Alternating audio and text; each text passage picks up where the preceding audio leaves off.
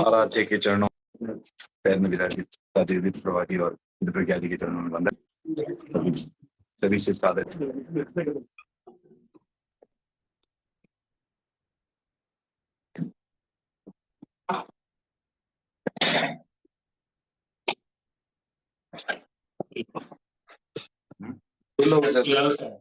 Balcony में भी खुला है।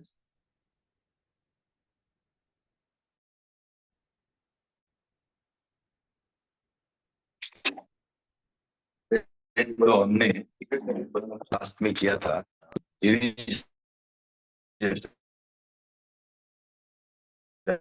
का, वो आज काफी काम आएगा अगले बोलने में। हमने लास्ट 13, 14, 15 उदय क्या है, उदय तो फिर 14, 15, 16, 17 हुआ। 4 का ग्रुप था, तो 14, 15, 16, 17 हुआ। तो आज 18 से शुरू करेंगे और उसमें किसी को डाउट है कुछ 17 तक में, भरत छोड़ करके? वही तो बोल रहा हूँ, भरत को डाउट है नहीं, ये पता। मैंने ये नहीं बोल रहा कि भरत नहीं बोल सकता, कहने का वही था। तो कुछ ऐसा भी कहा गया था कि गुरुदेव की ढालों को उसका अर्थ समझना चाहिए, आज ने फरमाया है। तो हमारे जो अशोक जी हैं उनका भी थोड़ा उपयोग किया जाए। 24 भी पेंडिंग है, 24 भी करेंगे। पेंडिंग कुछ नहीं होता, जितना हो गया सो हो गया। उसमें 24 में से जो हो गए सब सब तीर्थंकर एक ही मीनिंग क्या क्लास कितनी बड़ी हो देखना था।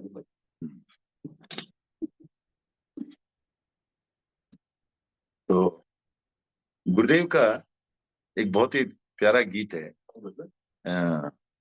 आपको तो पता ही है ना, बहुत सारे हैं गुरुदेव के गीत। तो एक जो गीत है वो उन्होंने मूर्ति पूजा पर लिखा है, ठीक है ना, कि हम मूर्ति पूजा तेरापंथी क्यों नहीं करते। इस पर एक सुंदर गीत है, ज्यादा समय नहीं लगेगा। अभी ऑनलाइन भी सिर्फ 2 ही, अच्छा 4 लोग जुड़े हैं अभी, तो ठीक है। वो एक गीत लेते हैं, प्रभु हमारे मन मंदिर में पधा। ठीक है, तो अशोक जी आप मैं नहीं, मेरे को राग नहीं आएगी, आप राग, ताकि लोगों में थोड़ा वो राग के प्रति भी बना रहे उत्साह। नहीं तो हम अभी क्लास आ रहे हैं। नहीं अभी चलो आप शुरू करो। प्रभु लेते सर। हाँ। प्रभु मारे मन मंदिर में पधारो, और स्वागत नाथ सिकारो। प्रभु मारे मन मंदिर में पधारो, करो पूजन प्राण पियारो। प्रभु मारे मन मंदिर में पधारो।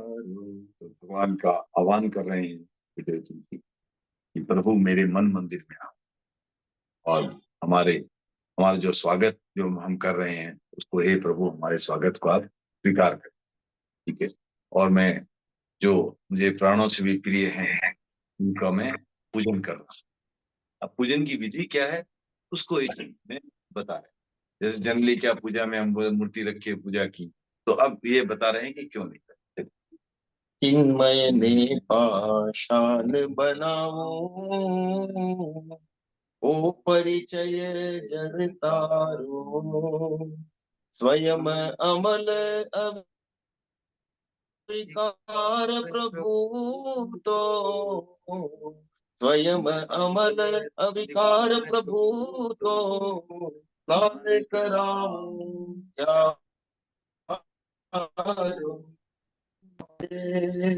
मन मंदिर में पधार। तो कह पत्थर की मूर्ति रखी, तो वो कह रहे हैं कि चिन्मय नए पाषाण बनाओ। चिन्मय माने जिनकी जो चेतनावान है, और वो तो पूर्ण चेतनावान है। हर जीव चेतनावान है, वो तो पूर्ण चेतनावान है। उनको मैं पत्थर बनाऊं, अजीव बनाऊं, ये तो मूर्खता का परिचय।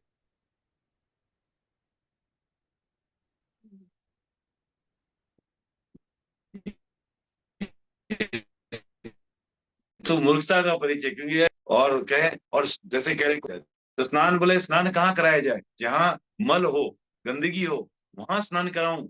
आप में तो कोई विकार भी नहीं है, कोई मल नहीं है, अमल अविकार है आप, तो किस चीज का आपको स्नान कराऊं?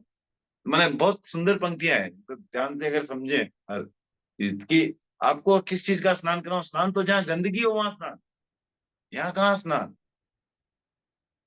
आप तो एकदम शुद्ध। मारो भेंट करोगे, जीवन अर्पण मारो। अगर तगर चंदन के चरण छू, अगर तगर चंदन के चरण छू, कण कण सुरभित धारू, हमारे मन मंदिर बधा। और कई बार जैसे पूजा में फल फूल चढ़ाते, क्या आपको क्या फल फूलों की भेंट करूं? मेरा तो जीवन ही आपके प्रति अर्पित। फल फूल तो बहुत छोटी बात। और बोले मैं अगर तगर ये सब चंदन, ये क्या चर्चा करूंगी? अगर क्या धूप, क्या क्या, अगर तगर, ये सब क्या है? अगरबत्ती करना है अगर, मतलब तगर भी उसी वो मेरे ख्याल से ऐसे ही लिया होगा मैंने। अगर तगर टाइमिंग के, और चंदन, तो ये क्या है कि ये कहाँ, ये इसकी कहाँ जरूरत होती है? उसकी जरूरत जहाँ होती है जहां पर कोई दुर्गंध हो। जहाँ दुर्गंध हो, उसको हम सुगंध ला करके उसको जो है तो दुर्गंध का नाश करने की कोशिश करते हैं। तो आपका तो कण कण सुरभित है, आप तो स्वयं सुरभित है। सुरभित अर्थात जो सुगंधवान है, जिसमें सुगंध हो वो सुरभित। तो आप जब सुरभित है, तो किस चीज की मैं कहाँ कौन सी दुर्गंध हटाने की कोशिश कर रहा हूँ? क्या आपको चंदन लगाऊं, क्या अगर लगाऊं? गुणों की अपेक्षा से सुरभितता। हाँ हाँ।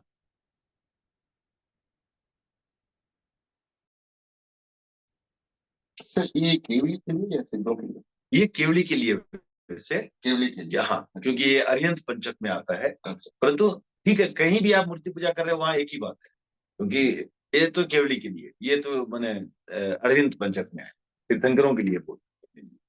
आगे चले सर। नई ताल कंसाल बजाऊं, धूप न दीप न उजाड़ो, केवल लयमय सवना गाऊं, केवल लयमय सवना गाऊं, ध्याऊं ध्यान गुणारूं, प्रभु मारे मन मन बधा। तो कि मैं न तो कोई ताल कंसाल बजाऊं, राइट, जो मंदिर में हाँ बजाते हैं, न कोई मुझे धूप कर, न कोई दिया का उजाला करना है। कारण पहले ही बताया जा चुका है कि आपको की अपेक्षा नहीं है। मैं तो केवल लयबद्ध होकर के जो है आपके स्तवना गाऊं, आपके भजन गाऊं, आपके गुण गाऊं, और आपके गुणों का ही सिर्फ ध्यान धरूं। ध्यान ध्यान गुणारूं, और कुछ और तो क्या है, और तो सब भौतिक हो गए। सिर्फ आपके गुणों का ध्यान ध्यान। आगे चल। मन चंचल है और मलिन है, ओ है रीत उतारो, सब कुछ है सब ही तो तेरो, सब कुछ है सब ही तो तेरो, सकरुण दृष्टि निहारो, घुमारे मन मंदिर में पधार। कि मेरा जो मन है वो चंचल है, मेला है। मलिन अर्थात मेला। मेरा मन जो है वो चंचल है, मेला है, और ये ढीठ है। जो अगर जैसे खड़ी में कहते हैं ढिट्टो है, कोई समझता ही नहीं, ढीठ है, जिद्दी, ढीठ, और ऐसा सब कुछ है। तो दूसरा उतारो, ठीक है, दुतारो तो है, ऐसे ही यूज करते हैं, ढीठ दुतारो पन ढिट्टो है, कहने का तो वही हो। एक पक्षी का नाम है। वो एक ऐसे देखता रहता है, कुछ लिखा रहता नहीं है। अच्छा, दूसरा उसके बाद वो उसके जिद्दी हो। नाम का नाम। ओके। तो ये ऐसा सब कुछ है, इसीलिए तभी तो तेड़ू मीन्स आपकी तरफ देख रहा हूँ, तेड़ना में देखना, तब मैं देख रहा हूँ क्या, और आप क्या करो, मुझे कृपा दृष्टि से मेरी मेरी ओर देखो, सकुर्ण दृष्टि नहीं, कृपा दृष्टि मेरे पर बरसाओ, ठीक है। पीत राग हो, समदर्शी हो, समता रस संचारो, तुलसी तारण तरण तीर्थपति, तुलसी तारण तरण तीर्थपति, अपनो विरुद्ध विचारो, प्रभु मारे मन मंदिर। तो आप कैसे हो, आप वीतराग, में राग द्वेष नहीं है, समदर्शी हो, सबको एक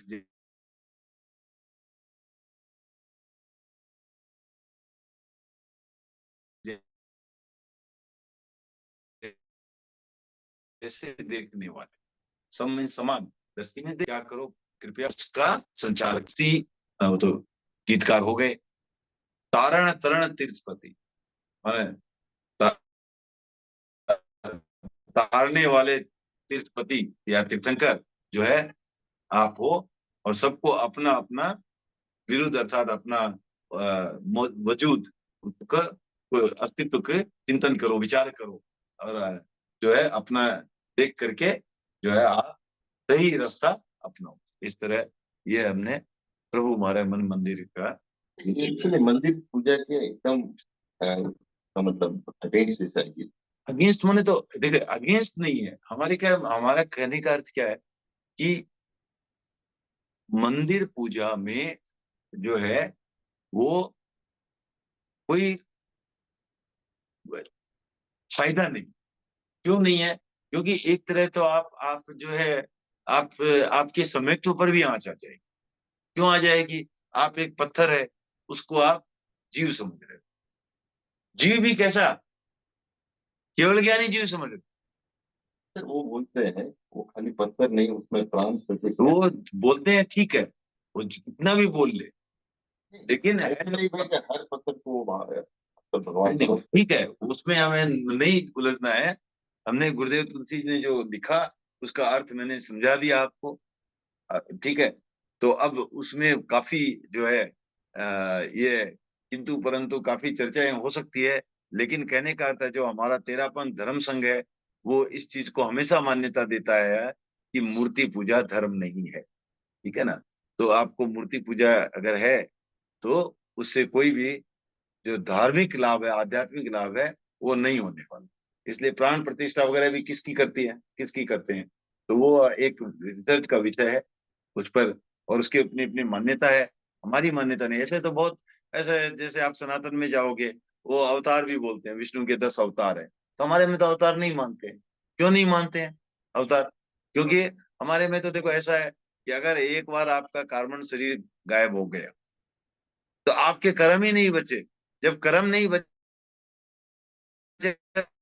तो आपको नेक्स्ट जीवन मिलेगा कैसे? अब जब नहीं मिल सकता तो अवतार कैसे हुए?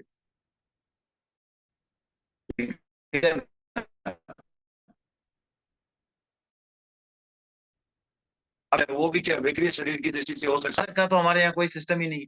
तो ये क्या, ये चर्चा थोड़े अलग दिशा में ले जाएगी। आज हमने सामान्य रूप से सोचा कि एक, जब तक क्योंकि तब सिर्फ 2 ही लोग जुड़े हुए थे ऑनलाइन भी, तो कि नया शुरू करने के पहले 5-10 मिनट ये ले लेते हैं। तो इसमें क्या विशद चर्चा के लिए आज मैं प्रिपेयर नहीं हूँ इसमें, नहीं तो फिर उसको मैं प्राण प्रतिष्ठा क्या होती है, उसमें हमारी क्या विचारधारा है तेरा पंथ की, वो सब पूरा पढ़ के अध्ययन करके आना। तो लेकिन ये गीत जो है मेरे हार्ट के काफी क्लोज रहा है ऑलवेज, इसको पसंद आता है मुझे, क्योंकि ये जो बात उन्होंने बताई है ये तेरा पंथ की मोटी मोटी मान्यताएं है उसमें। तो इस तरह गुरुदेव तुलसी के कई गीतों में ऐसा है जो आ, आ, अच्छा हमें समझने को मिलता है। तो अब कॉन्टेक्स्ट चेंज कर रहे हैं वापस, और अब कॉन्टेक्स्ट है हमारा 52 बोल में से 18वां बोल लेंगे। तो हमने पिछली बार जो चर्चा की थी 17 बोल तक, उसमें हमने क्या लिया था, क्या थे 14, 15, 16, 17 बोल क्या थे? पांचों भाव, भाव और उदय, क्षय, क्षयोपशम और उपशम, ये क्या है? राइट।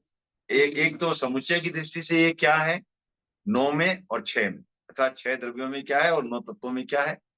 और फिर जो ये दो हो गए, दो बोल ये हो गए, एक तो भाव वाले, एक उदय उपशम इत्यादि वाले, और दो बोल हो गए जो है वो डिटेल्स में ईच कर्म कर्म वाइज था। ज्ञानावर्णीय कर्म का उदय उदय उदय क्या है, औदैहिक भाव क्या है, उदय दशनावर्णीय कर्म का उदय क्या है, औदैहिक भाव क्या है। इस तरह से हम छायोपशमिक भाव क्या है, उपक्षय क्या है, स्थायिक भाव क्या है, औपशमिक भाव क्या है, उपशम क्या है। राइट। इस तरह से एक एक कर्म को लेके उसकी चर्चा हुई थी। ये हमने 14, 15, 16, 17 बोल में कंप्लीट किया। आज भी कर्मों का ही जारी रहेगा, लेकिन आज उसको अलग दृष्टि से देखा। ये इसमें क्या हो रहा है आपका, इसका पर्पस समझे। एक तो है कि सीक्वेंस में याद कर लेना, उसका महत्व कम है मेरे दृष्टि से, ज्यादा महत्व है क्योंकि ये आपको कर्म को हर दृष्टि से समझाने की कोशिश। आप उसको अलग अलग एंगल से देख रहे हैं, एक ही चीज को अलग अलग पर्सपेक्टिव से देखोगे तो उसमें क्या आपका पुष्ट होगी, आपकी जो उसके प्रति धारणा है, उसके प्रति जो आपका ज्ञान है वो पुष्ट होगा। तो आज हम पहले 18वें बोल से शुरू करते हैं। 18वां बोल कहता है कि 8 कर्मों का बंध, उदय और सत्ता किस किस गुण स्थान, कौन कौन से गुण स्थान तक उदय है, बंध है और सत्ता है। ठीक है। तो अब एक क्विक रैपिड फायर हो जाए, राउंड हो जाए, क्योंकि ये तो हमने कर लिया है। राइट। ज्ञानावर्णीय कर्म का बंध तीसरे गुणस्थान में होता है, यस नो कुसुम? पता नहीं, ऐसा ऐसा ढूंढना ऑप्शन नहीं है। ठीक है, तो आप बताना चाहेंगी? नहीं वो ठीक है, पहले से मालूम हो सकता है। ओके ठीक है, विनोद जी कोठारी जी, अनम्यूट करके आप बताना चाहेंगे ज्ञानावर्णीय कर्म का बंध तीसरे गुणस्थान में होता है या नहीं? आप म्यूट है। हाँ, नहीं है, हाँ? ये तो बंद तो होना चाहिए। ध्यान में नहीं है सर, होना चाहिए वाला उत्तर ऑप्शन नहीं है। होता है या नहीं होता है? ठीक है, अशोक जी? होता है। होता है। अच्छा, अब ये क्या हो गया, क्या वे पहले आपको मोटा मोटी फार्मूला समझा देता हूँ। फार्मूला समझा देता हूँ, उसके बाद इसका उत्तर आप लोग खुद ही ये बोल को आप जनरेट कर पाओ, तो याद करने की। तो आप ये देखो कि कर्म जो हमें लगते हैं किसके कारण लगते हैं? मोहनीय कषाय। मोहनीय कर्म और नाम, दो कर्मों के कारण कर्म लगते हैं। दो कर्मों के कारण लगते हैं या दो कर्मों के कुछ होने से लगते हैं? वो नहीं, उदय से, दो कर्मों से नहीं लगते हैं, कर्मों के उदय से। देखो फर्क है। राइट। जैसे कोई चीज आप खरीदते हो तो पैसे से नहीं खरीदी जाती, पैसे खर्चने से खरीदी जाती। अब पैसा खर्चोगे नहीं, अलमारी में आपके पास पैसा पड़ा है, आप कुछ ले पाओगे? नहीं ले पाओगे। आप पैसा खर्चोगे तब आप खरीद पाओगे। उसी तरह कर्म भी पड़ा है आपका स्टोर में, उससे महत्व नहीं है। जो कर्म उदय में है उसके कारण ही कुछ होगा। ठीक है। तो मोहनीय कर्म और नाम कर्म, ये दो का ही इसमें जो है महत्व है कर्म लगने में। लगते कोई से भी कर्म है, राइट, लेकिन सिर्फ ये दो का ही महत्व है। ओके, तो अब ये दो का क्या महत्व है? ये जहां मोहनीय कर्म का उदय है वहां अशुभ का बंधन, राइट, और जहां मोहनीय कर्म का बंधन नहीं है, केवल नाम कर्म का सब उदय, सॉरी मोहनीय, जहां मोहनीय कर्म का उदय है वहां आपको जो है अशुभ कर्म का बंधन और जहां मोहनीय कर्म का उदय नहीं है, केवल नाम कर्म का उदय है, वहां आपको शुभ कर्म का, ये फार्मूला है। ठीक है ना। अब देखते हैं हम कहाँ कहाँ कौन कौन से कर्म का उदय होता है, ये देखते हैं। ठीक है ना, क्योंकि बंद बंद करते बंद डिस्कस करें। बंद डिस्कस कर रहे हैं, लेकिन वह फार्मूले में क्या है कि मोहनीय कर्म के उदय से अशुभ का बंद। तो अभी ये समझना पड़ेगा मोहनीय कर्म का बंद कहाँ कहाँ, उदय कहाँ कहाँ है, वो तो हम लोग पहले बोले कर चुके हैं फिर। हाँ, तो इसीलिए बेस 15 बेस बना रहे हैं ना उसका। अब और नाम कर्म का उदय जहाँ है और मोहनीय कर्म का उदय नहीं है, ऐसी स्थिति में लगेगा शुभ का। तो अब ये समझ लें मोटा मोटी कि सभी कर्मों का उदय कहाँ कहाँ है। तो इसमें से बहुत इक्वेशन बहुत सिंपल हो जाता है। कैसे सिंपल हो जाता है कि आप 8 में से जो 4 कर्म है, अघाती कर्म, नाम, आयुष्य, गोत्र और वेदनीय, इनका जो उदय है वो सारे 14 गुण स्थानों में, 1 से लेके 14 हर गुण स्थान में इनका उदय है। नहीं पड़ेगा। ठीक है। तो बाकी बचे 4, तो हमने 50% तो मामला सलटा लिया, अब रहा 50%। तो ज्ञाना उसमें भी अब देखो जो रिमेनिंग 50 बचा है उसमें से भी 75% अभी सटा लेते हैं। कैसे? 4 में से भी 3, ज्ञानावर्णीय, दर्शनावर्णीय और अंतराय, इनका उदय जो है कहां तक है, 12वें गुणस्थान तक। 12वें गुणस्थान तक इनका उदय है। ओके। और 13वें 14वें में नहीं। अब बचा एकमात्र एक कर्म, मोहनीय कर्म। अब मोहनीय कर्म का उदय जो है वो 10वें गुणस्थान तक है। ओके। 11वें से नहीं। कुछ भी है, उपशम वगैरह इसमें मतलब नहीं है हमें। हमें मतलब है कि उसका उदय, ठीक है ना, उदय नहीं है। या छोटी सी बात जो समझनी है वो ये है कि 10वें गुणस्थान में भी मोहनीय कर्म का उदय बहुत अल्प रूप में है, सूक्ष्म रूप में है। उसके पहले उसका स्थूल रूप में भी है। क्लियर हो गई बात। अब आते हैं जो मेरा प्रश्न था, तीसरे गुणस्थान में क्या ज्ञानावर्णीय कर्म का बंद होता है? ज्ञानावर्णीय कर्म क्या है? अशुभ। शुभ कर्म है, घाती कर्म अशुभ है। अब तीसरे गुणस्थान में क्या मोहनीय कर्म का उदय है? हमने जो फार्मूला बताया उस हिसाब से हाँ 10वें तक है, 10वें तक उदय। तो इसलिए हाँ, ज्ञानावर्णीय कर्म का बंद तीसरे गुणस्थान में। फार्मूला समझ में आ गया? क्लियर। तो अब इसको बोल को पूरा करते हैं। तो अब क्या, ज्ञानावर्णीय, दर्शनावर्णीय और अंतराय, ये तीनों कर्म क्या है? अशुभ। और इन तीनों कर्मों का जो बंध है वो कहां से कहां तक होगा? पहले से लेकर के 10वें गुणस्थान तक इनका बंध होगा। एकमात्र एक घाती कर्म है मोहनीय कर्म, उसका जो है आपको बंध जो है सिर्फ 9वें गुणस्थान तक होता है, क्योंकि उसके लिए जितना कसाय चाहिए उतना कसाय 10वें में नहीं। उसका जितना हो, पर खाली सूक्ष्म उदय है उससे नहीं हो, सूक्ष्म रूप में है तो उससे नहीं होगा। इसलिए तो ये हो गया हमें। तो ज्ञानावर्णीय, दर्शनावर्णीय और अंतराय, इन तीनों कर्मों का उदय बंद हो गया पहले से 10वें तक। ओके। सर आप उदय से हम बंद समझ रहे हैं, हाँ, तो इसके मतलब उदय है और बंद है दोनों। तो उदय किसका है? उदय सिर्फ मोहनीय कर्म का। तो लग रहे हैं ये दूसरे कर्म है। ज्ञानावर्णीय कर्म के उदय से ज्ञानावर्णीय कर्म नहीं लगता है, ये समझना है। एक फार्मूला वो समझना है। ज्ञानावर्णीय कर्म के उदय से ज्ञानावर्णीय कर्म नहीं लगता, मोहनीय कर्म के उदय से ज्ञानावर्णीय कर्म लगता है। ठीक है ना। अब आप बोलो कि कैसे लग रहा है। अब जैसे आप देखो, ज्ञानावर्णीय कर्म लगने का कारण क्या है, इसमें थोड़ा सा और चर्चा करनी है तो वो सोच लो। एक खाली इसके बाद डिस्कस नहीं करेंगे इस चीज को, सोच खाली एक में बता रहा हूं क्यों मोहनीय कर्म वहां पर रिस्पॉन्सिबल था। ज्ञानावर्णीय कर्म के उदय के बंद का एक कारण क्या है? ज्ञान या ज्ञानी की असाधना। ज्ञान या ज्ञानी की असाधना क्या है? ये क्या है? ये नहीं नहीं नहीं, वो इससे कहां से आए? कहां से आए? वो ज्ञान, ज्ञान और ज्ञानी की असाधना कहां से?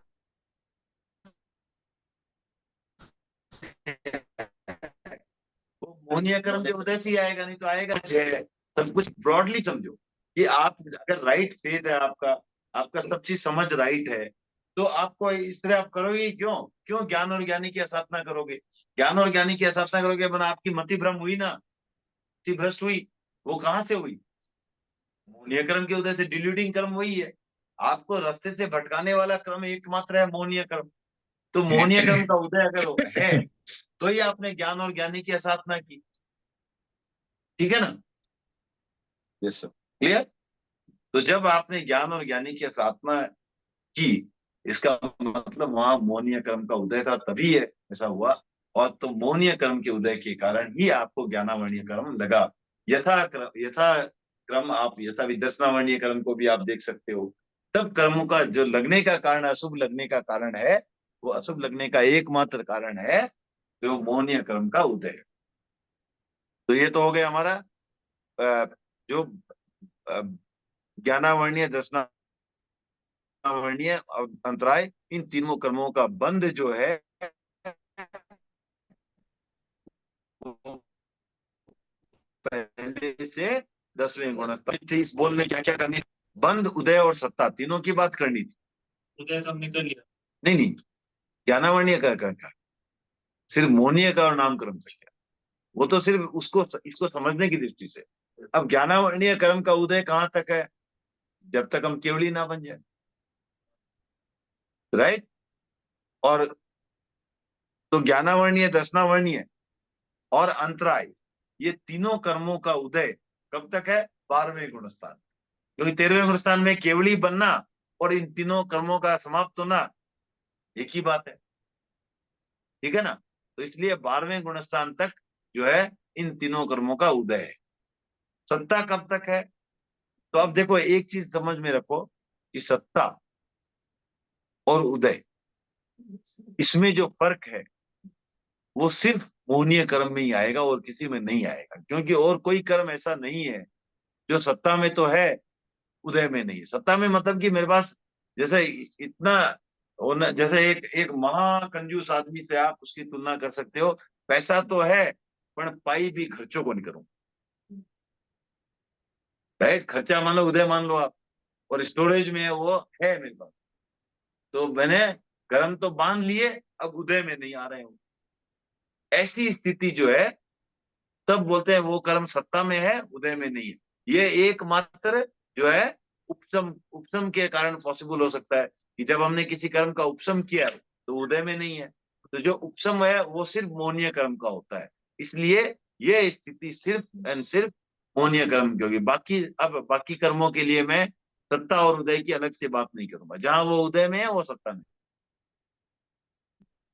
तो ज्ञानावर्णीय, दर्शनावर्णीय और अंतराय, ये तीनों कर्म सत्ता में भी कब तक है? 12वें गुणस्थान। तो ठीक, ओनली मोहनीय के साथ, वही तो मैंने बताया, ओनली मोहनीय कर्म के साथ हो सकता है।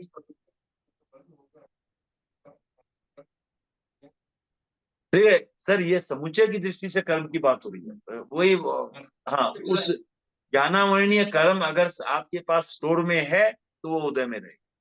दर्शनावर्णीय कर्म आपके स्टोर में है तो उदय में रहेगा, राइट? सारे कर्म ऐसे ही है, राइट? जो आयुष्य कर्म आपके सत्ता, उदय सत्ता में है तो उदय में है। नाम सत्ता में है, उदय में है। गोत्र सत्ता में है, उदय में है। सब वही है। एकमात्र मोहनीय कर्म जो है वो सत्ता में रहते हुए भी उदय में नहीं हो सकता है। वो कैसे? हम उपशम, तो कैसे? जब हम अपने क्रोध, मान माया लोभ को काबू में रखें, हम अपने कषायों का उपशमन करें, उसको दबाएं, तो उस दृष्टि से क्या होगा? मोहनीय कर्म उदय में नहीं रहेगा, लेकिन है स्टोर में, तो कुछ समय के लिए उसको हम दबा के रख सकते हैं। 11वें गुणस्थान। 11वें गुणस्थान, ठीक है ना? तो जब तक सेठ जी को छोरो नहीं आवे, सेठ जी तिजोरी में ताड़ो रख सकते, राइट? तो यहाँ भी वही हालत है। क्योंकि देखो, और अंतर मुहूर्त में के अंदर अंदर वो उपशम आपका नहीं टिकेगा। तो, टिकेगा उतना ही, इतना ना सेठ जी को छोड़ो आज जी, फिर वो कुछ ना कुछ 2-4 पैसे निकाल ही लेगा वहां से कि भाई मेरे को चॉकलेट लेनी है, वो लेना, उदय में आना ही पड़ेगा उस कर्म में। ठीक है ना? क्लियर? तो अब आगे चलते हैं। मोहनीय कर्म। अब मोहनीय कर्म का बंध मैंने पहले ही बता दिया आपको कि पहले से 9वें गुणस्थान तक, क्योंकि 10वें में इतना ज्यादा मोह कर्म उदय में नहीं है जिससे मोह कर्म और लग सके। यह है अशुभी, में नहीं लगता है, 10 में नहीं लगता, बंद नहीं। बंद नहीं। हाँ, लगता नहीं मतलब बंद नहीं होता ना, बंद नहीं। उदय कहाँ तक? 10वें गुणस्थान तक, क्योंकि 11वें में तो उपशम हो गया। और सत्ता कहाँ तक? इसमें देखो फर्क है, सत्ता 11वें तक, क्योंकि 11वें में खत्म नहीं हुआ है लेकिन उदय में नहीं। तो एकमात्र मोहनीय क्रम है जहां उदय और सत्ता में फर्क है। मोहनीय क्रम की उदय 10वें गुणस्थान तक, और सत्ता 11वें गुणस्थान तक, और बंध 9वें गुणस्थान तक। क्लियर? 9, 10। फिर नाम और गोत्र, आयुष्य कर्म का बंध।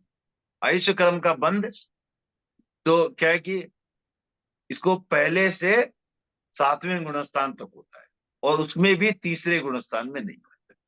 ठीक है, ये तो हमने बहुत बार चर्चा की है, तो इसको बोलने की अपेक्षा भी नहीं जाता। और छठे गुणस्थान में बंध अगर शुरू हो जाए तो 7वें में समाप्त हो सकता है, 7वें में शुरू नहीं। क्यों? क्योंकि जहां, हाँ वो धनराज जी भाई जी ने भेजा भी था ना, तो जहां अपरम शुरू नहीं होगा, जहां बहुत ज्यादा अंदर अंदरूनी आंदोलन है, एक तरफ सेटल नहीं है, वहां भी नहीं होगा। तो मिश्र गुणस्थान में वो स्थिति है, इसलिए तीसरे में नहीं होता है। और बाकी 7वें के ऊपर शुरू नहीं होगा। लेकिन अगर छठे, नाम और गोत्र, इन दो कर्मों का बंध कहां तक होगा? पहले से लेके 10वें गुणस्थान। ठीक है, अब ये बताओ मेरे को, पहले से 10वें तक गुणस्थान होगा छोड़िए, शुभ होगा या अशुभ का बंधन होगा वहां पर? 1 से 10 तक। 1 से 10 तक। छठे 5वें गुणस्थान में इसका नामकर्म का बंध शुभ होगा या अशुभ होगा? या तीसरे गुणस्थान में, पहले गुणस्थान में शुभ होगा या अशुभ होगा? नामकरण नामकर्म दोनों हो सकता है। दोनों हो सकते, कैसे? शुभ और अशुभ दोनों कैसे होगा? योग है। हाँ? तो हाँ, सही उत्तर, सही उत्तर। तो ये ट्रिक क्वेश्चन था थोड़ा, बट बहुत सही उत्तर दिया इन्होंने। तो पहले से 10वें गुणस्थान तक होता है, तो ये शुभ और अशुभ दोनों रूप में हो सकता है। अगर मोहनीय क्रम का उस समय उदय था तो अशुभ, मोहनीय क्रम का उपशम क्षयोपशम था तो शुभ। क्लियर? तो यहाँ पर यह समझना है कि ये कोई जरूरी नहीं है कि वहां पर नीचे वाले गुणस्थानों में शुभ का बंधन ही नहीं होगा, ऐसी बात नहीं है। नहीं तो किसी को मनुष्य जन्म ही नहीं मिलता। सारा आयुष्य बंधन तो छठे गुणस्थान तक हो जाता है। अगर वहां तक शुभ आयुष्य का बंधन ना हो तो देवता कैसे बनेगा कोई? राइट? तो इसलिए शुभ का बंधन अशुभ का बंधन वो गुणस्थान में हो सकता है, किसी भी गुणस्थान में, लेकिन वहां पर क्या होना चाहिए? मोह कर्म का सम या क्षयोपशम होना। क्योंकि देवता का आयुष्मान तो पहले गुणस्थान पहले में होता है। होता है, ठीक है ना?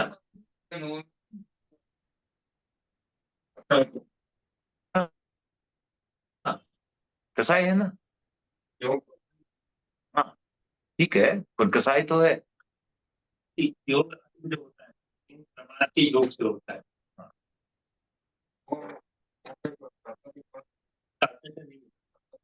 हाँ, प्रमाद नहीं। हाँ,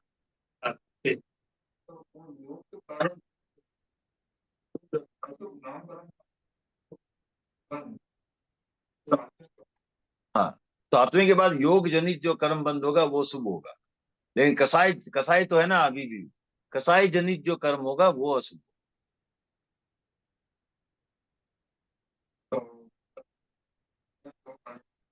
हाँ, क्योंकि वहां भी अशुभ तो लगता ही है ना, ज्ञानावरणीय कर्म का बंधन तो होता ही है।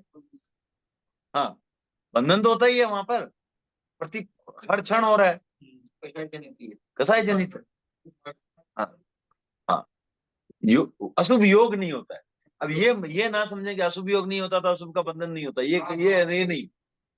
हाँ, हाँ, क्या है, आश्रव में क्या है? योग एक आश्रव है, अव्रत एक आश्रव है, मिथ्यात्व एक आश्रव है। तो वहां मिथ्यात्व वाला नहीं लगता है, अव्रत वाला नहीं लगता है, प्रमाद वाला नहीं लगता, प्रमाद एक आश्रव है। लेकिन कसाई भी तो आश्रव है, कसाई भी आश्रव है। तो कसाय के कारण जो है वो लगता है। ये 5 मोटे आश्रम है ना, सबको ध्यान होंगे, मिथ्यात्व, एवरत, राइट, प्रमाद, कसाय और योग। तो ये फर्स्ट 3 तो गायब हो गए, राइट। हाँ,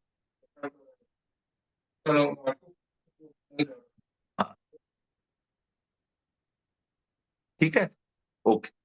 अब तो नाम और गोत्र, अब इनका देखो, जो नाम और गोत्र क्रम का उदय कहाँ तक, अशोक जी?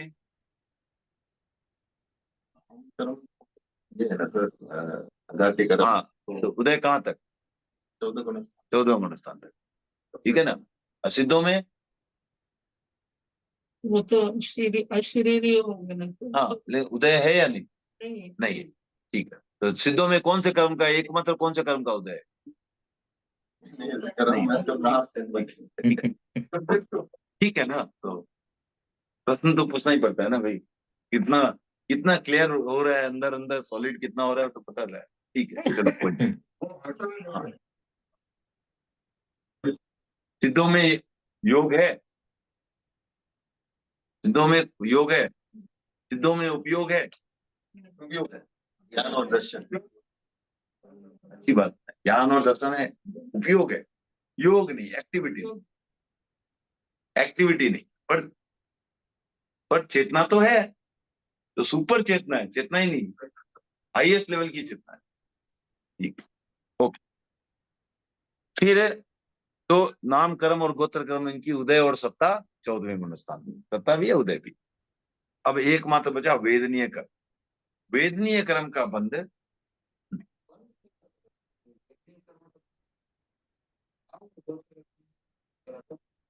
नहीं होता है, इडियापतिक बंध में सिर्फ वेदनीय कर्म का ही बंध होता है, साता वेदनीय। लॉजिक तो मैंने नहीं देखा है इसका, बट होता नहीं है।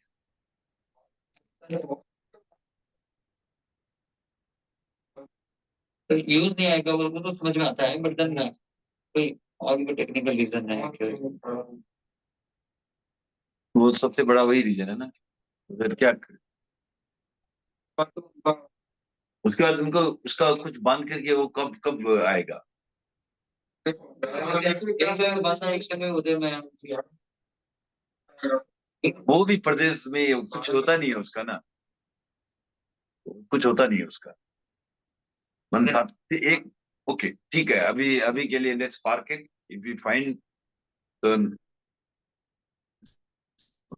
Will come back. अभी के लिए सिर्फ जो इंफॉर्मेशन ये है कि 1 से लेकर के 13 वेदनीय कर्म का बंध 1 से 13 तक होता है। इसमें भी 2 बात समझने की है कि इसमें 2 प्रकार के बंध होते हैं, एक सांप्रदायिक बंध, एक इरियापतिक। तो इरियापतिक बंध किस कहाँ होता है? जहाँ कंप्लीट अकसाई की स्थिति आ जाती है, कसाय रहित होता है, तो वो कौन से, वो कसाय रहित होने का अर्थ मोनिया कर्म का उदय वहां पर एकदम ही नहीं है। ऐसी स्थिति सिर्फ 11, 12, 13, 14 में है, लेकिन 14 में बंद नहीं, कर्म का बंद नहीं 14 में, क्योंकि यहाँ पे आश्रम तो आश्रम सारे खत्म, ठीक है ना। तो इसलिए वहां पर बंद नहीं है, क्योंकि देखो 11 के बाद, 11 से लेकर के 11 से लेकर के क्या, ये क्यों बंद होता है? 11 के ऊपर बंद क्यों होगा? किस कारण, कौन से आश्रम से होगा? संजय जी, कौन से आश्रम से होगा? हाँ, योग आश्रम, क्योंकि बाकी 4 तो है ही नहीं। विचार तो बहुत पहले ही चला गया, एवरत बहुत पहले चला गया, प्रमाण पहले चला गया, कसाई भी गया, ठीक है ना। क्योंकि 7वें के बाद बचे ही वही थे, 7वें से वही थे, कसाई और योग 2 ही बचे थे, उसमें से अब कसाई भी गया, तो एकमात्र योग, राइट। तो योग एकमात्र, उससे सिर्फ जो है साता वेदनीय कर्म का बंद होता है, वो भी बहुत ही हल्का। इतना हल्का कैसे कि एक समय में लगता है, दूसरे समय में जड़ जाता है, राइट। तो ये ये जो है आपको इसकी, इस उस बंद को जो है कसाय जो रहित अवस्था होती है, उसके बंद को इरियापतिक बंद कहते हैं। तो क्या, अभी ये क्वेश्चन जिसको पूछेंगे वही उत्तर देगा। तो कुसुम, छदमस्त के इरियापतिक बंद नहीं होता है, सही या गलत?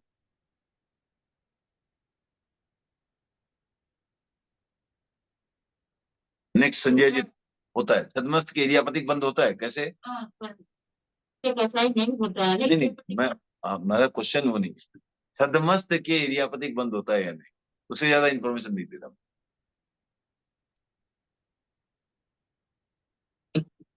ज्यादा ही सोच लिया। नहीं, क्या सिंपल है, समझ है। अब यहाँ रिस्पॉन्स है पता है। अरे तो बनता है क्वेश्चन तो ना, छदमस्त के एरियापतिक बंद होता है या नहीं, हो सकता है या नहीं, संजय जी। हाँ, छदमस्त के एरियापतिक बंद हो सकता है या नहीं, विनोद जी आप बताना चाहोगे? होता है, विनोद जी ने कहा होता है, कैसे, किन न्याय? 11वें गुणस्थान में हाँ? ज्यादा 11वें गुणस्थान में मौन्य क्रम अनुदय 11वें गुण स्थान में होता है, ये भी है ना वही और 12वें भी होता है, 12वां भी छदमस्त है। देखो आप ये मत भूलो, 11 12 दोनों छदमस्त गुण स्थान है। छदमस्त का अर्थ क्या हुआ ये बताओ अभी, एक तो थोड़ा क्लियर होना चाहिए, तो क्या कंफ्यूजन नहीं रहे दिमाग में, राइट? छदमस्त मतलब क्या हुआ? हाँ, संसारी जी तो 13वें में भी है, 13वें में। हाँ, जो, हाँ, तो जिसके जिसके केवल ज्ञान नहीं उपजा है वो छदमस्त, ये ठीक है ना। आप वैसे घाती कर्म से भी मत जोड़ो, केवल ज्ञान केवल दर्शन जिसे नहीं हुआ है छदमस्त। छदमस्त माना कि उसको जो है वो भूल चूक कर सकता है, वैसे ही उसी का छदमस्त, छदमस्त जीव है, माना उसको पूर्ण ज्ञान नहीं है। किसको पूर्ण ज्ञान नहीं है? जिसको केवल ज्ञान नहीं है। केवल ज्ञान क्या नहीं है? 12वें तक नहीं है। तो 11वां और 12वां वाला ऐसी स्थिति है जहां कसाय नहीं है लेकिन केवल ज्ञान नहीं, कसाय तो नहीं है लेकिन फिर भी केवल ज्ञान वहां नहीं है, इसलिए 11वें और 12वें में छदमस्त को भी इरियापतिक बंद ही होता है। ठीक है, अब तीसरे गुण स्थान में क्या है, आदमी छदमस्त है या नहीं?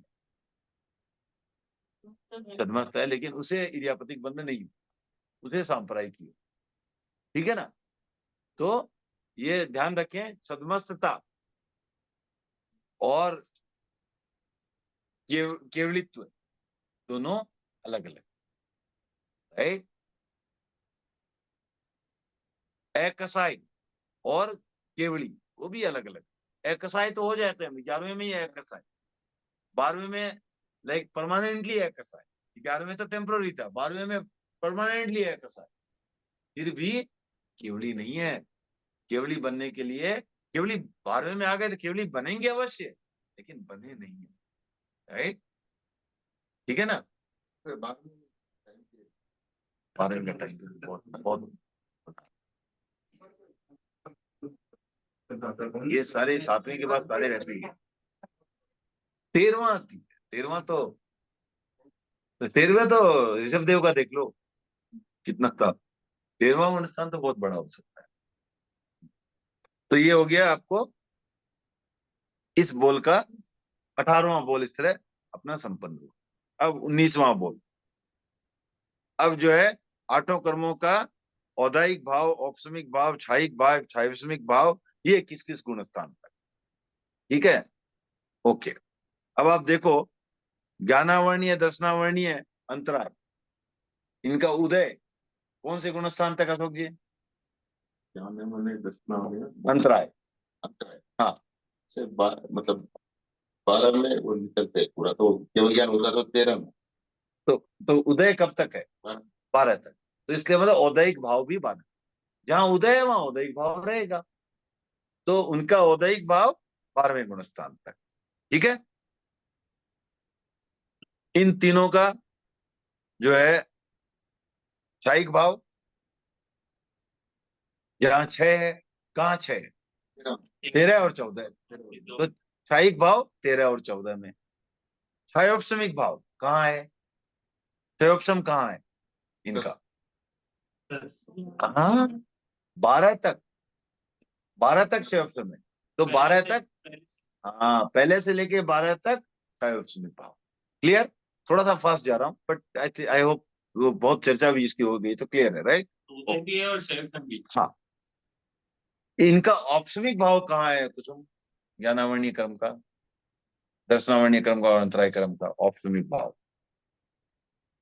सारे ट्रिक क्वेश्चन में इन्हीं को पकड़ ले। तो रट्टा मार के तो बुक ही नहीं देखा है, हाँ? कैश मारूंगी हाँ? बोल रहे हैं रट्टा मार के आई, मैं बुक ही नहीं देखा। हाँ, कहाँ है यहाँ पे इनका औपसमिक भाव? कहाँ है? हाँ, तो ऐसे बोलो, इनका इनका इनका क्यों औपसमिक नहीं होता? नहीं बोलना है, वो गलत है। इनका औपसमिक भाव नहीं होता। क्यों नहीं होता? क्योंकि इनका उपसम नहीं होता। औपसमिक भाव नहीं होता, ऐसा नहीं। औपसमिक इनका इनका उपसम नहीं होता, इसलिए इनका औपसमिक भाव नहीं। ठीक है ना? हाँ, ओके। अब फिर आते हैं मोहनीय कर्म के दो भेद, दर्शन मोहनीय और चारित्र, मोटे दो भेद। तो दर्शन मोहनीय का जो औदैहिक भाव है वो कहाँ तक है? पहले से सातवें तक। अब ये ध्यान रखो, यहाँ पर बहुत इंपॉर्टेंट पॉइंट है। आठवें से क्या होता है? या तो उपशम या क्षय।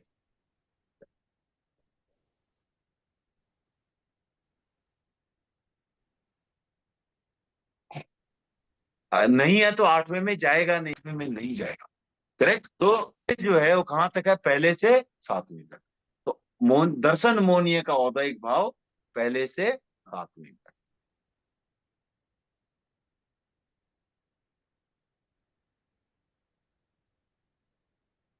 ओके। चारित्र मोहनीय का औदैहिक मिनट 7 से 10 औदैहिक भाव नहीं है। तो 7 से 10 क्यों बोले? एक से 10, एक से 10। पर पहले गुणस्थान में भी तो चारित्र मोहनीय का उदय है या नहीं? है?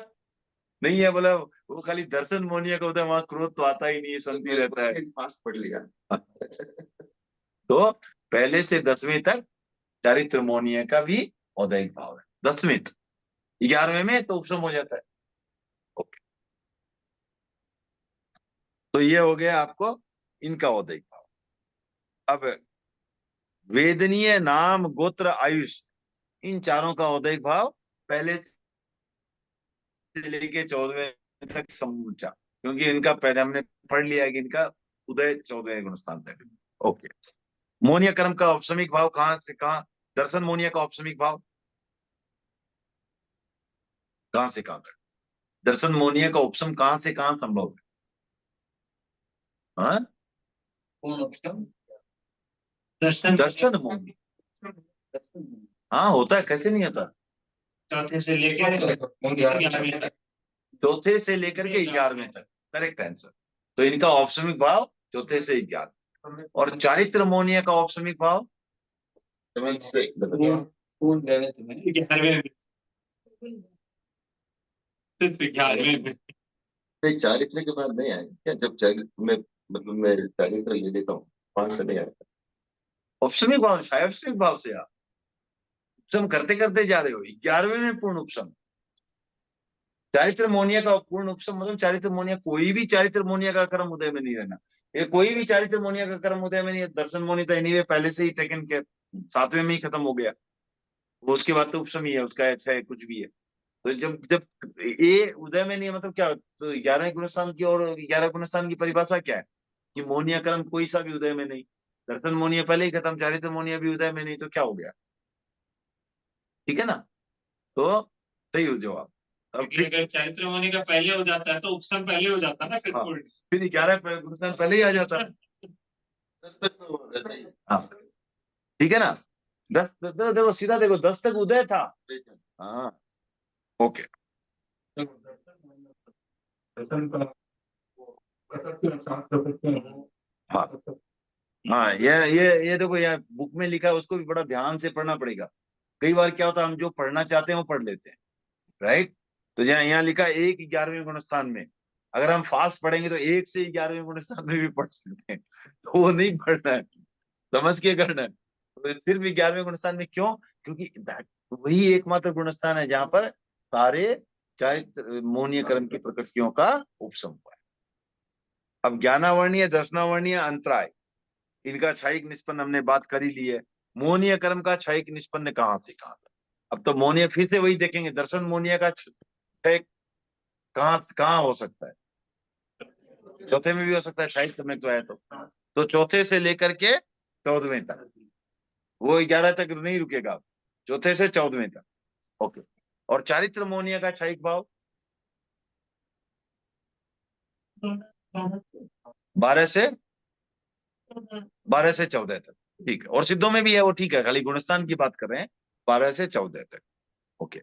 वेदनीय नाम गोत्र आयुष्य, इनका क्षयिक भाव कहाँ है? सोचती कुसुम भी बता सकती चाहे। 14 में, ठीक है, 1 मिनट। हाँ, कहाँ है? गोत्र आयुष्य का इनका क्षयिक भाव कहाँ है? वो तो एंड तक रहेगा ना, तो कहाँ है का वो पूछ रहा हूँ मैं। 14वें तक क्या रहेगा? कौन रहेंगे? तो क्षयिक भाव पूछ रहा हूँ मैं। सही तो नहीं होगा ना, 14वें में लास्ट में होगा। 14वें के तो कहाँ है क्षयिक भाव? है कहाँ उनका? कौन से गुणस्थान में? सही बोल रही हो तो कॉन्फिडेंस के साथ जवाब दो, बोल तो सही रही हो। किसी भी गुणस्थान में नहीं, वेरी सिंपल है। हिम्मत हार गई। किसी भी गुणस्थान में नहीं, सिर्फ सिद्धों में, ठीक है ना? तुम्हारा एनालिसिस करेक्ट है उदय में है, हर गुणस्थान में उदय। इसका मतलब क्षयिक भाव क्षय है ही नहीं, सत्ता में तो है ही ना हर गुणस्थान में, जहाँ उदय की भी आवश्यकता नहीं है। अगर सत्ता में भी है तो क्षयिक भाव नहीं है। क्षयिक भाव उदय में है। हाँ, उदय में है ही है, मैं बोल रहा हूँ। जैसे मोहनीय क्रम है 11वें में, हाँ ये 4 की बात है, मैं बता रहा हूँ किसी भी क्रम के पर्सपेक्टिव से है। जहाँ सत्ता है वहां क्षय नहीं है, राइट? पैसा है, चाहे खर्चा कर रहा है कि नहीं कर रहा है, तब तक वो दिवालिया नहीं है। पैसा नहीं तो दिवाली, राइट? तो वो हाल। तो कर्म, वो तो दिवालिया वैसे सुनने में तो अच्छा खराब लगता है, कर्म की दृष्टि से अगर कोई दिवालिया होता है बहुत अच्छी बात। कर्म से दिवालिया बनो, है? कर्म को काटो, दिवालिया बनो, नो प्रॉब्लम। ओके। तो इस तरह जो है हमने 19वां बोल भी समाप्त किया। अब 1 मिनट, अच्छा ये खत्म कर देते हैं, उसके बाद ये 20वां बोल तक आज मेरा प्लान था करने का। तो 20वां बोल वो हमने पहले ही मैंने बता दिया है। 8 कर्मों में पुण्य कितने कर्मों से लगता है और पाप कितने कर्मों से लगता है? तो अब मैं पूछूंगा, रैपिड राउंड है।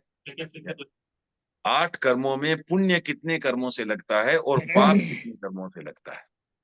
ठीक है ना? तो अब बताओ, ज्ञानावरणीय कर्म के उदय से क्या लगता है, पाप या पुण्य?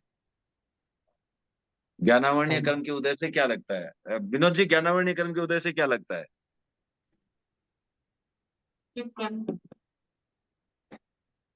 पाप।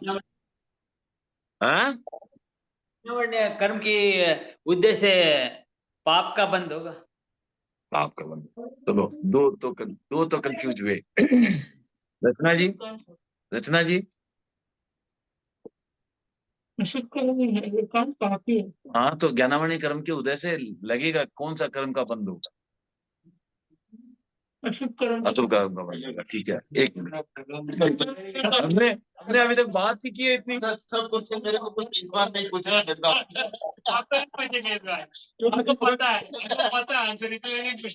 ठीक है, अशोक जी बताओ क्या? कोई भी कर्म नहीं। कोई भी कर्म नहीं मोहनीय कर्म लगेगा।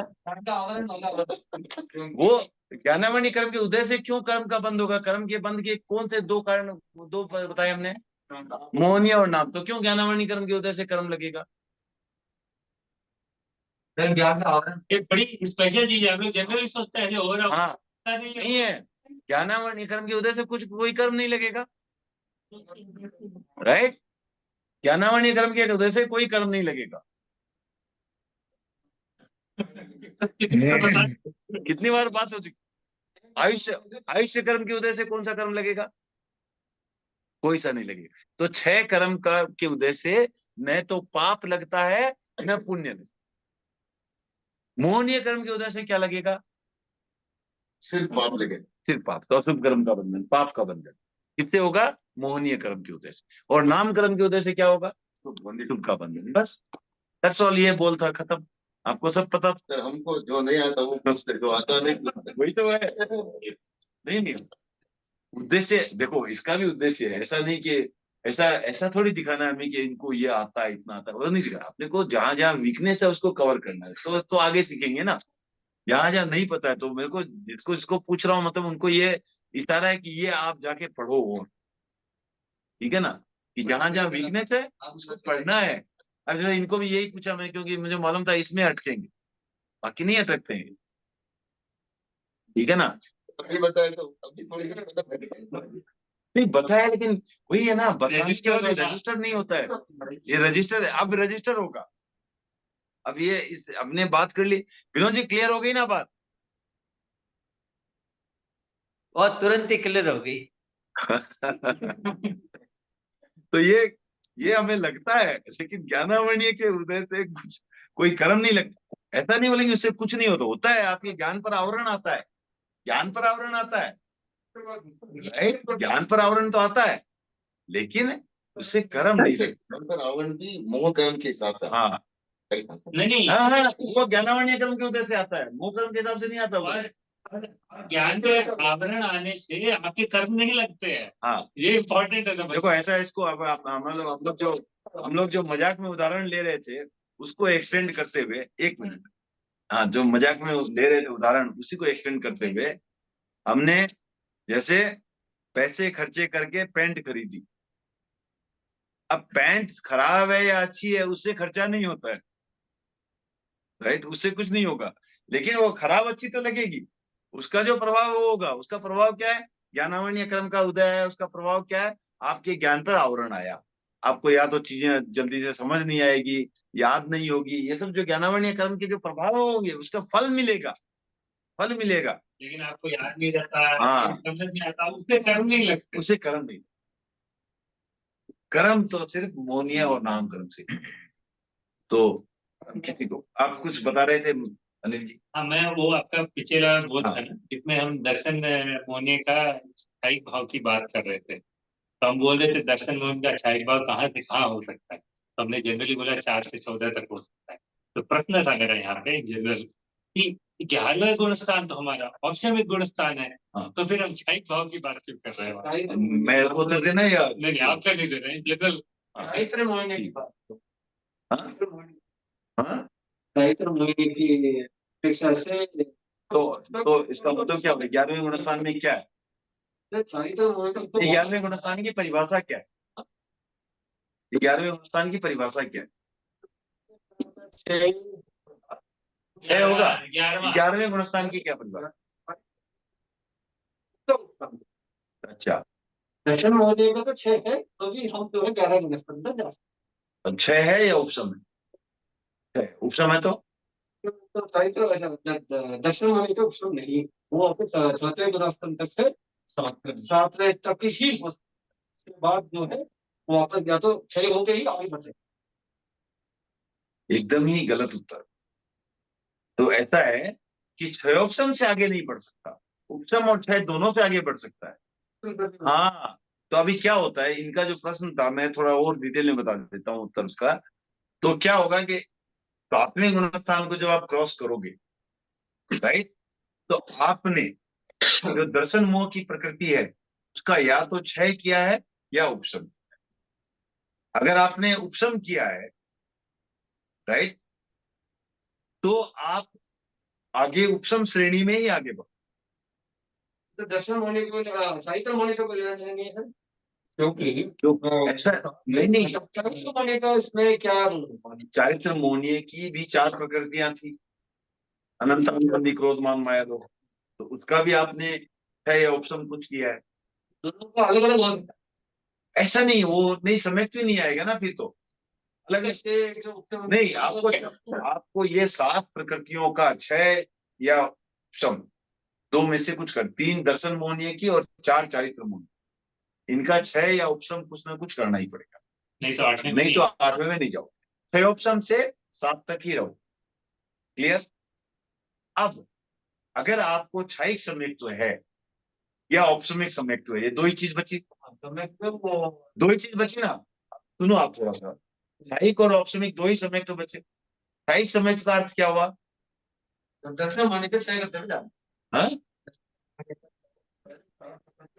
और चारित्र मोहनीय की भी 4 का क्षय, सातों चीजों सात देखो, सम्यक्त का जहां तक सवाल आता है सातों को देखना पड़ेगा। ये सातों का क्षय हुआ है। और ऑप्शमिक सम्यक्त का मतलब गलत जवाब। तो दक्षिण वाणी का क्षय हुआ, साहित्य वाणी का उपशम हुआ। गलत जवाब। सात में से कोई भी हो, एटलीस्ट एक प्रकृति है जिसका उपशम हुआ है। बाकी किसी का क्षय भी हो गया तो चलता है, क्षय उपशम किसी का नहीं है, वो इंपॉर्टेंट है। अगर मिक्स भी है तो अगर सातों प्रकृतियों का क्षय या उपशम हुआ है,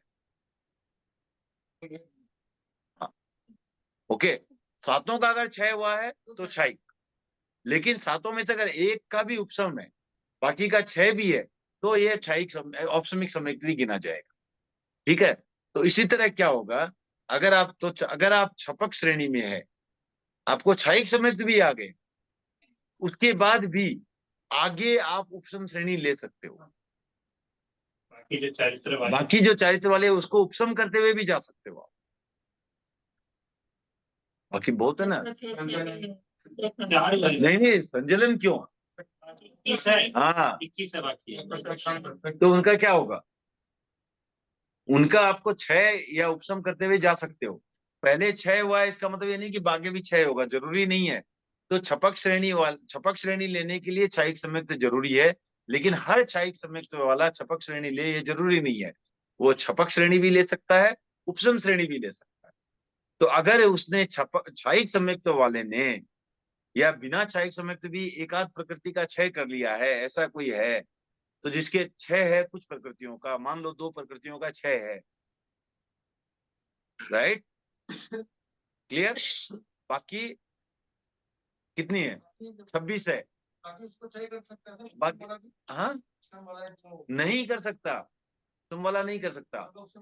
हाँ, तो लेकिन मान लो मैं बता रहा हूँ, वो बोल रहे थे ना जो 11वें गुणस्थान में क्या सबका उपशम होगा, सबका उपशम जरूरी नहीं है। तो जिसे मान लो जिसने 2 का क्षय कर दिया, 26 का उपशम है, ये 11वें गुणस्थान में संभव है ना, या नहीं?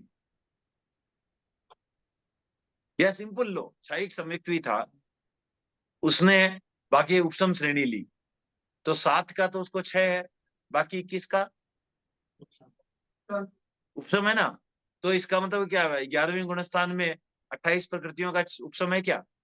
नहीं है। तो सबका उपशम होना जरूरी नहीं है, तो इसलिए वो जो कुछ है कुछ उपशम। उनकी अपेक्षा से वो क्षयिक भाव हो सकता है। हाँ, बट वो ठीक है। नहीं, तो हम बात वही कर रहे थे ना। नहीं तो वो फिर क्या समुच्चय की दृष्टि से बात करते हैं, नहीं, तो दर्शन मोहनीय का क्षयिक भाव लेते हैं। करेक्ट, इसीलिए भाई वो उसकी अपेक्षा से दर्शन मोहनीय का क्षयिक भाव आ सकता अपेक्षा। है, चारित्र मोहनीय का क्षयिक भाव नहीं है, क्योंकि चारित्र मोहनीय की टोटल 25 का क्षय नहीं हुआ है। हाँ, वो हो जाता तो 12वें में पहुंच जाता। हो सकता है कि 20-22 कितना हो सकता है वो तो मालूम नहीं, पार्शियल पॉसिबल है। सर ऐसा हो उसका सकता कुछ गणित होगा, उसका भी ऐसा नहीं होगा कि रैंडमली कुछ भी हो सकता है, ऐसा नहीं होगा, उसका भी गणित है, होगा। ऐसा हो सकता है कि दक्षिण मोहने का क्षयिक भाव और चारित्र मोहने का उपशम। हाँ, ये तो बहुत पॉसिबल है, ये तो बहुत नॉर्मल है, ये तो नॉर्मल है, क्योंकि जिसको क्षयिक सम्यक्त्व है और प्लस पार्शियल 4 और अनंतानुबंधी क्रोध मान माया लोग का भी क्षय हो गया है, उसके बाद बाकी 21 का उपशम, ये तो नॉर्मल है, ये तो होता ही है, उपशम श्रेणी में वही होगा। हाँ, गिरते समय 4 के नीचे नहीं गिरेगा। क्लियर हो गई बात?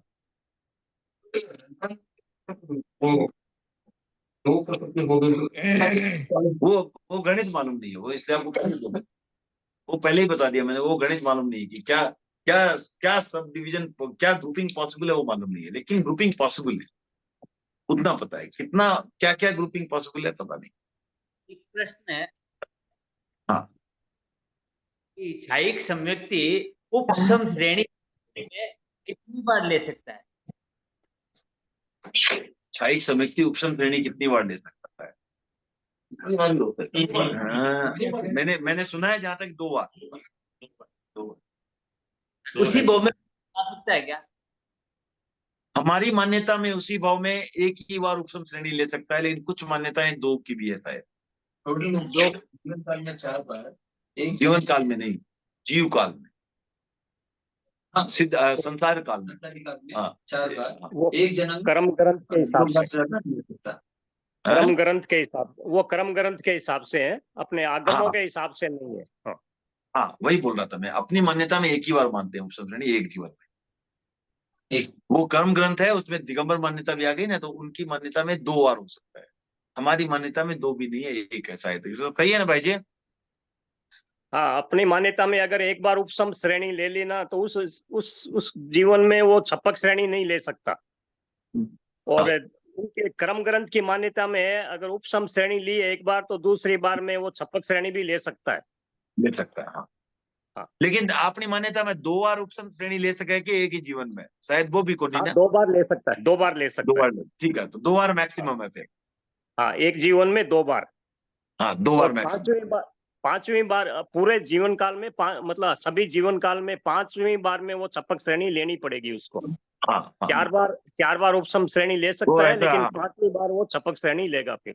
हाँ, तो एक जीव की दृष्टि से उसके समस्त, अगर जितनी बार भी उसको, जब से सम्यक जितने आया भाव है है। तब से कितनी बार श्रेणियां ली है, वो 4 बार से ज्यादा उपसम श्रेणी नहीं ले सकता। हाँ, अच्छा, ये एक प्रश्न मेरा है, छपक श्रेणी कितनी बार ले सकता है? हम एक ही बार, हाँ? एक ही बार। एक ही बार ले सकता है। क्यों कुसुम, दूसरी बार क्यों नहीं ले सकता छपक श्रेणी? छपक श्रेणी की बात तो मोक्ष ही है ना। हाँ वेरी गुड, एक्सेलेंट, सही है। छपक श्रेणी के बाद तो मोक्ष आ जाएगा, तो दूसरी बार छपक श्रेणी से सवाल नहीं उठता है। वेरी गुड, ठीक है। चलो आज इतना ही रखते हैं, काफी सुंदर इंटरेक्शन हुआ, उसके लिए सबका बहुत बहुत आभार। हाँ, चलो ठीक है, सबका बहुत बहुत आभार, धन्यवाद।